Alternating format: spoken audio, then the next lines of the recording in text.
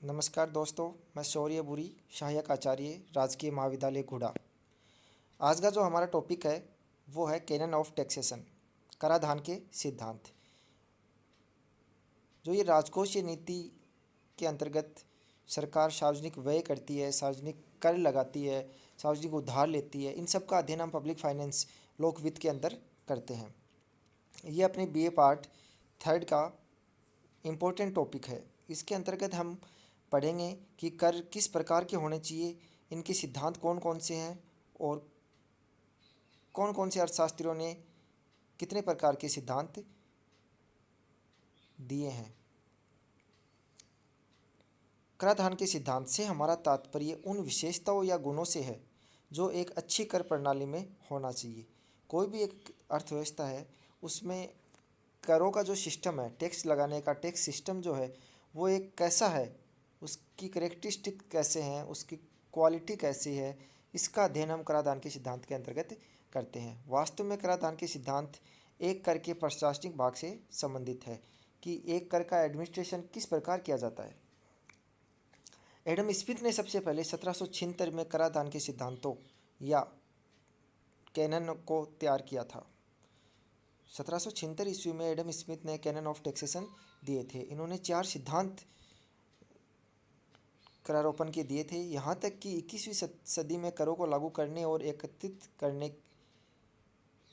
के लिए आधुनिक सरकारों द्वारा कराधान के स्मिथियन कैनन ही लागू होते हैं। 1776 में दिए गए थे, परंतु आज तक उन्हीं सिद्धांतों की पालना हर अर्थव्यवस्था करती आ रही है।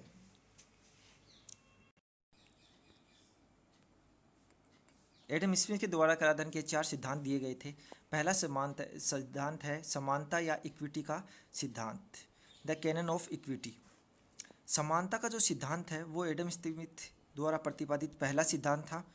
उनके अनुसार प्रत्येक राज्य के नागरिकों को जहाँ तक संभव हो अपनी योग्यता के अनुसार सरकार की सहायता के लिए अंशदान करना चाहिए कि जिसकी जितनी आय है उसी अनुपात में वो अपने राज्य को समान रूप से टैक्स दे दे। दूसरा है निश्चितता का सिद्धांत। निश्चितता के सिद्धांत में एडम स्मिथ बताते हैं, ये एडम स्मिथ का वैसे दूसरा सिद्धांत है जो उन्होंने कैनन ऑफ टैक्सेशन में दिया था। इनके अनुसार प्रत्येक व्यक्ति जो कर देता है वह कर निश्चित होना चाहिए, मनमाना नहीं होना चाहिए कि एक गवर्नमेंट के द्वारा एक निश्चित क्राइटेरिया होना चाहिए कि इतना टैक्स, इतनी इनकम पे इतना टैक्स लगेगा। कर के भुगतान का समय भी निश्चित होना चाहिए, भुगतान की विधि, कौन से तरीके से पेमेंट करना है उस टैक्स का, ये भी एक निश्चित होना चाहिए। भुगतान की राशि, ये आदि सब जो भी टैक्स पेयर जो हैं उनको ध्यान में रखते हुए ये सबको पहले ही निश्चित कर देना चाहिए।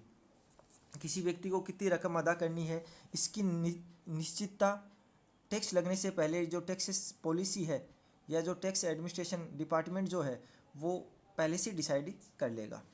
थर्ड है मितव्ययता का सिद्धांत। जो मितव्ययता का सिद्धांत है कि कोई टैक्स पेयर को अपन टैक्स कलेक्ट कर रहे हैं, टैक्स पेयर टैक्स देता है, सरकार टैक्स कलेक्ट करती है। मान लो किसी व्यक्ति ने 10,000 रुपये टैक्स दिए और उसके कलेक्शन का खर्चा, उसको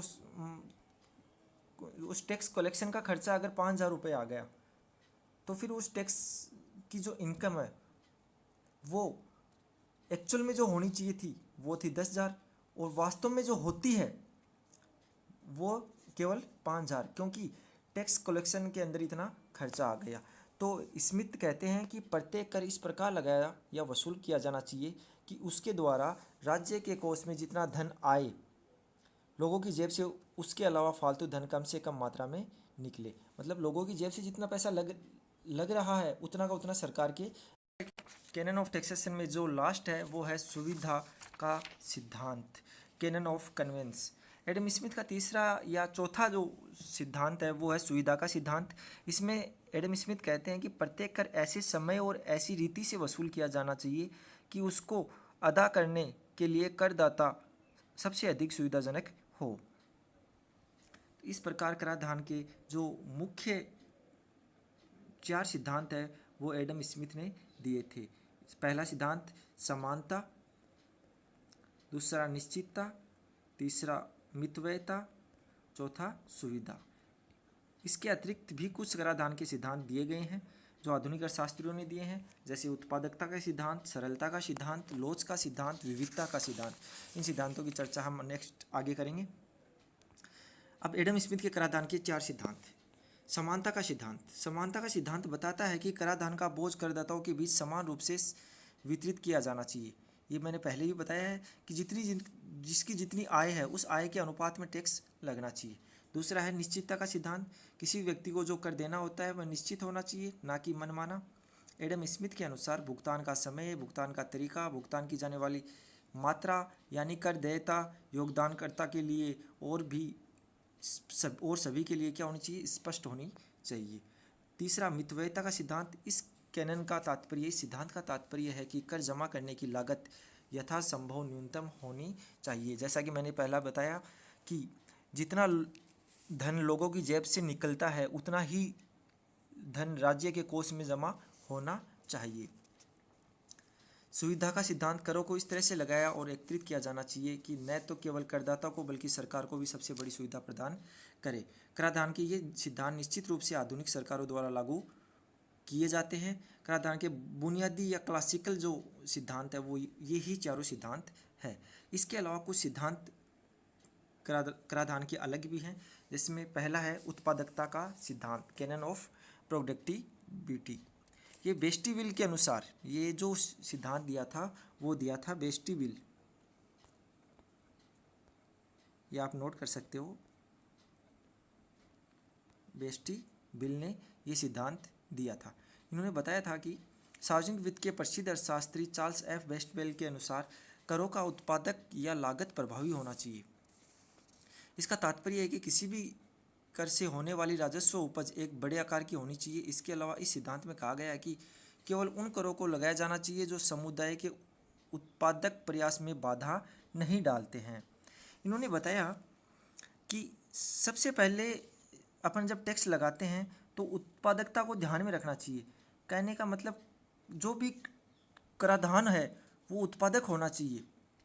कर ऐसा होना चाहिए जो सरकार के संचालन के लिए मतलब प्रॉपर मात्रा में धन दे सके, या फिर कर ऐसा होना चाहिए कि राज्य के खर्चों के लिए पूर्णतः आय प्राप्त हो जाए। कर ऐसा होना चाहिए अल्पकालीन हो चाहे दीर्घकालीन हो, दोनों ही दृष्टिकोण में वो क्या होना चाहिए, हमेशा उत्पादक होना चाहिए। नेक्स्ट है सरलता का सिद्धांत। प्रत्येक कर लोगों के लिए सरल और समझ में आने वाला होना चाहिए ताकि करदाता की सहायता के बिना ही करदाता इसकी गणना कर सके। मतलब जो भी टैक्स सिस्टम जो है अपना उसकी कैलकुलेशन प्रत्येक व्यक्ति अपने स्तर पे कर सके। कर की जो डेफिनेशन है या जो स्ट्रक्चर है वो इतनी सरल होनी चाहिए। लोच के सिद्धांत। आधुनिक अर्थशास्त्री लोच के सिद्धांत को बहुत महत्व देते हैं।